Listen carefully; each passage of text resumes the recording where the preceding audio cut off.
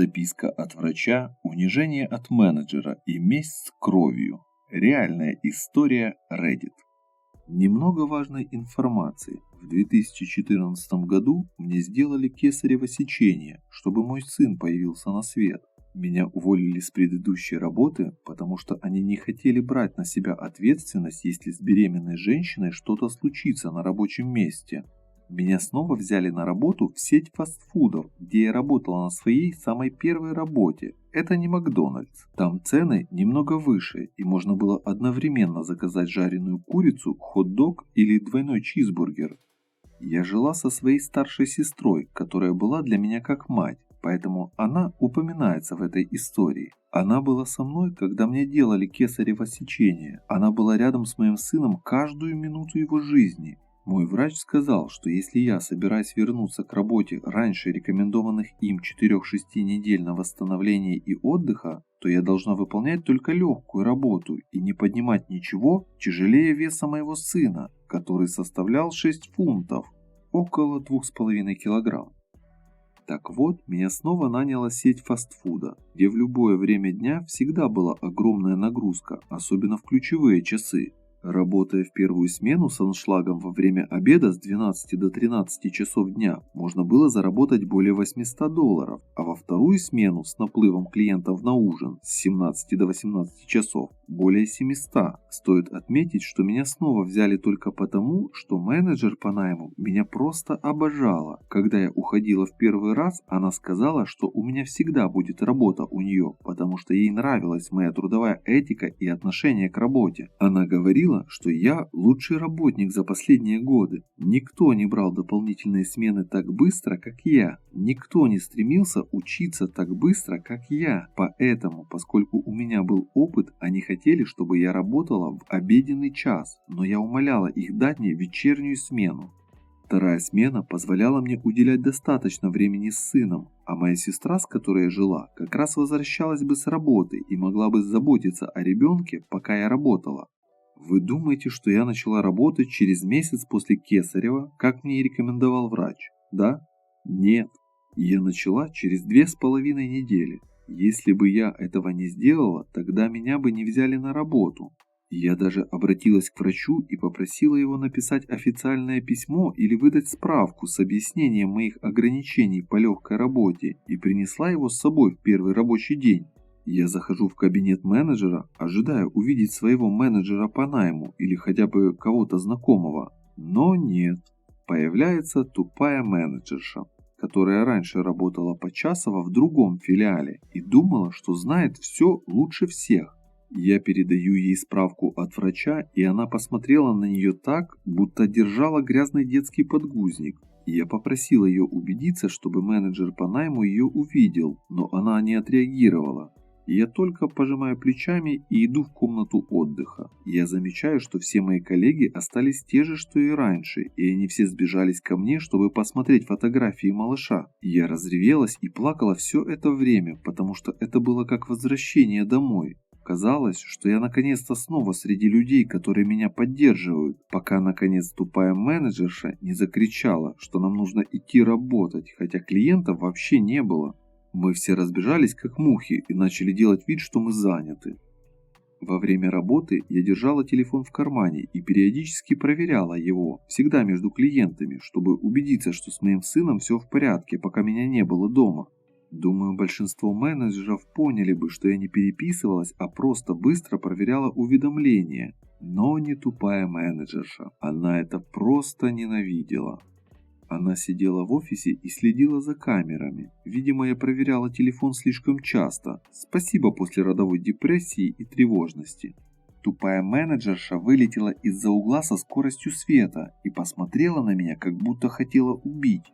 «Хейзел, какого хрена ты творишь? Ты не можешь постоянно сидеть в телефоне, когда ты на смене. Ты должна это знать». Я никогда не любила, когда на меня кричат, и не умела с этим справляться, поэтому просто сказала, что мне очень жаль. Некоторые коллеги заступились за меня, отчего я снова расплакалась. Тупая менеджерша, похоже, тоже ненавидела слезы. Она снова повернулась ко мне, сверля меня взглядом, будто вонзала в мою душу кинжалы. «И какого хрена ты теперь ревешь?» К счастью, вошел клиент, и она просто быстро испарилась. Через час я наблюдала, как она начала собираться домой, и подумала, что это благословение. Конечно же нет. И тут на сцене появляется ленивая менеджерша, с которой у меня уже были проблемы в прошлый раз, когда я там работала. Не то чтобы я говорила что-то плохое о ней, просто она никогда не работала. Всю смену она сидела в офисе, уставившись в камеры, ела еду с линии, что по правилам компании запрещено. У нас не было бесплатной еды для сотрудников компании, а только большие скидки. Возможно, вы думаете, что она платила за нее? Ни разу. Она списывала это как испорченную еду в конце дня. Не помню, как это точно называется в отчете. Ленивая менеджерша увидела меня, и ее лицо вытянулось. «Оу, Хейзел, привет», — сказала она с презрением. Я натянула самую милую улыбку и попыталась завязать светскую беседу с глупой менеджершей. Но, как вы понимаете, разговор не удался. Так вот, после этого глупая и тупая менеджерши пошли в кабинет что-то обсудить, но они допустили серьезную ошибку. Они оставили дверь приоткрытой, а я как раз работала на той стороне линии, которая была ближе всего к двери, и слышала все. Вот как это было. Ленивая. Я думала, менеджер по найму сказала ей нет. Тупая. Видимо, нет. Она весь день просидела на телефоне, просто бесит. Ленивая. Не удивлена. Она худший работник, который у нас когда-либо был. Ужас. Я позвоню менеджеру по найму и разберусь. Я никогда так не ненавидела кого-либо, как ее. Тупая. Она кажется довольно ленивой. О, между прочим, вот ее жалкая записка от врача. Ленивая. Ха-ха, посмотрим, как это сработает. Не то, чтобы у нас никогда не было детей. Это меня окончательно взбесило, но я прикусила язык, потому что последствия вашего отношения не за горами. Я точно знала, что собираюсь сделать, потому что мне просто надоело слушать чужие оскорбления в свой адрес. Тупая менеджерша уходит, а ленивая вызывает меня к себе в офис. Я как раз сделала заказ, но она ведь менеджер в конце концов. Я оставила заказ бедного клиента прямо на линии и пошла в офис. Да, ленивая менеджерша. Она даже не смотрит на меня, уставившись в компьютер. Хейзел, что это за справка от врача? Я просто достаю телефон из кармана и пытаюсь показать ей фотографии своего сына. А, у тебя ребенок. Тоном, подразумевающим, что никто не хочет со мной общаться. Я мило улыбаюсь и киваю, а план постепенно сам собой созревает в голове. Теперь переносимся на 4 дня вперед. Ленивая менеджерша вообще не помогает нам закрывать ресторан, и я каждый день возвращаюсь домой после 2 ночи, хотя заведение закрывается в 10 по будням и в 11 по выходным. Все, с меня хватит. Я вымоталась. Моя сестра не может продолжать заботиться о моем ребенке в таком режиме. Это абсолютно несправедливо. Ленивая менеджерша снова на смене, и у нас очень много клиентов. Я иду закинуть картошку во фритюр, потому что наш повар занят куриными наггетсами. Открываю маленький морозильник рядом с фритюром, он пуст. Я знала, что так и будет, потому что никогда не видела, чтобы кто-то приносил новую коробку. Вот это отстой. «Эй, тут закончилась картошка фри!» – кричу я. Никакой реакции. «Эй, коллеги, повар занят, а нам нужна картошка фри!» Ничего. Странно. Ну ладно. «Эй, ленивая менеджерша, нам нужна картошка фри!» Ленивая менеджерша открывает дверь офиса. «Сама принеси, или ты не знаешь, где она лежит, Хейзел?» Я захожу к ней в офис. Ленивая менеджерша, я не могу. Врач запретил мне поднимать что-либо тяжелое более 6 фунтов. Ленивая менеджерша закатывает глаза и смотрит прямо на меня. «Слушай, немедленно иди и достань эту гребаную картошку фри из морозилки. 2 коробки. И мне плевать на эту херню, про врач сказал, и твои справки. Делай, мать его, свою работу и держись подальше от своего телефона».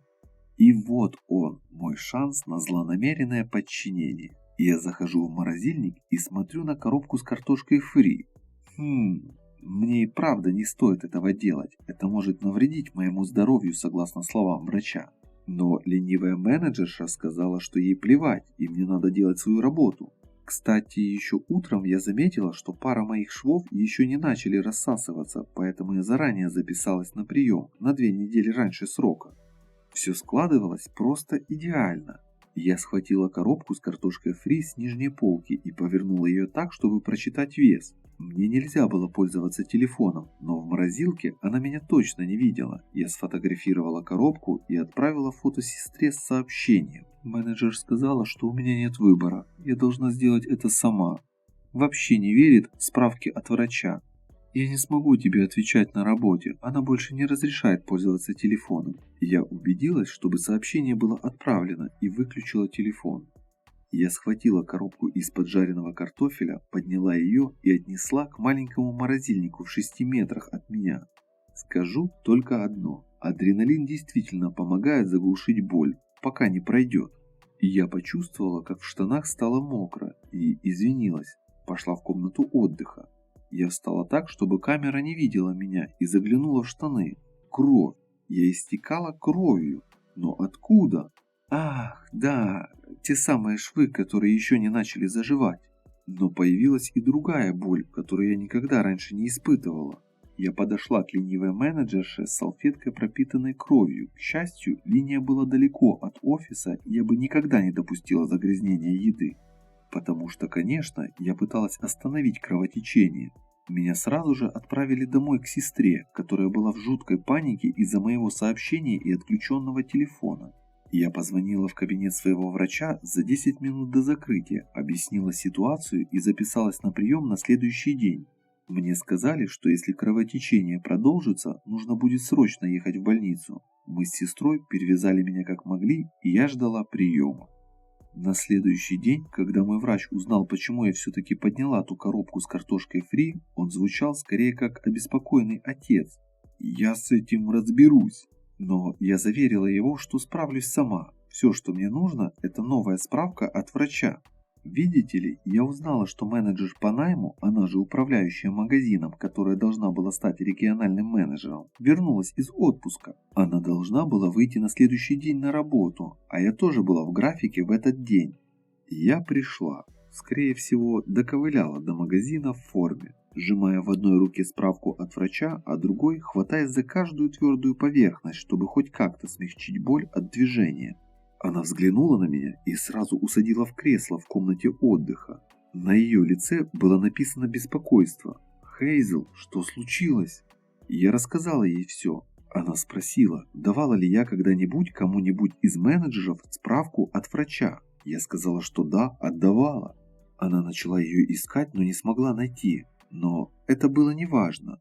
То, чего не знали ленивая и тупая менеджерши, так это то, что у меня была ксерокопия справки. У моей сестры был принтер со сканером, и у нас было странное предчувствие, что нам понадобится копия первой справки от врача. Так что у меня в руке была не только новая справка, но и прикрепленная к ней копия оригинальной, в которой говорилось, что я должна работать на облегченной работе, потому что если у меня разойдутся швы, это замедлит процесс заживления. В новой записке говорилось, что из-за того, что мне не дали легкую работу, я не только порвала швы, но и потянула несколько мышц внизу живота. Когда менеджер по найму прочитала обе записки, она была просто в ярости. Она проверила расписание и, увидев, что ни одна из менеджеров не работает, вызвала их обеих навстречу. Она спросила, останусь ли я навстречу, и предложила посидеть в ее удобном кресле в офисе, пока мы ждем.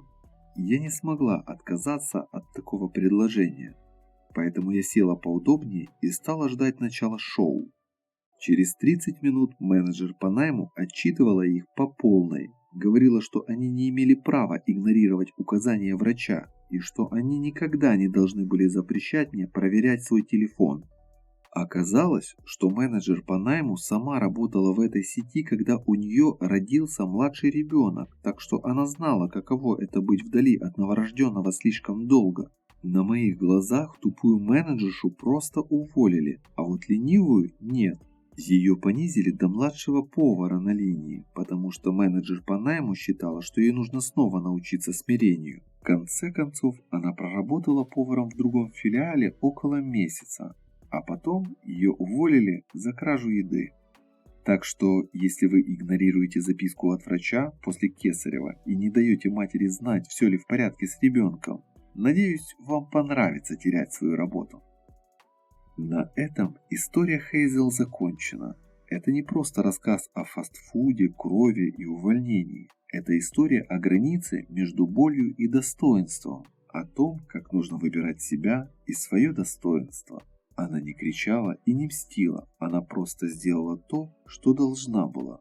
А теперь гриб замолкает, пламя костра еще трещит, ночь становится глубже, а ты все так же сидишь, переваривая услышанное. Она написала, гриб рассказал, а ты услышал, и теперь эта история живет в тебе. Спасибо, что дослушали до конца. Если эта история вас зацепила, поставьте лайк. Напишите в комментариях, что вы думаете, и подпишитесь, чтобы не пропустить следующие реальные истории с Reddit. А гриб будет ждать вас у костра с новыми голосами, с новыми решениями, с новыми историями. Всего хорошего. Пока.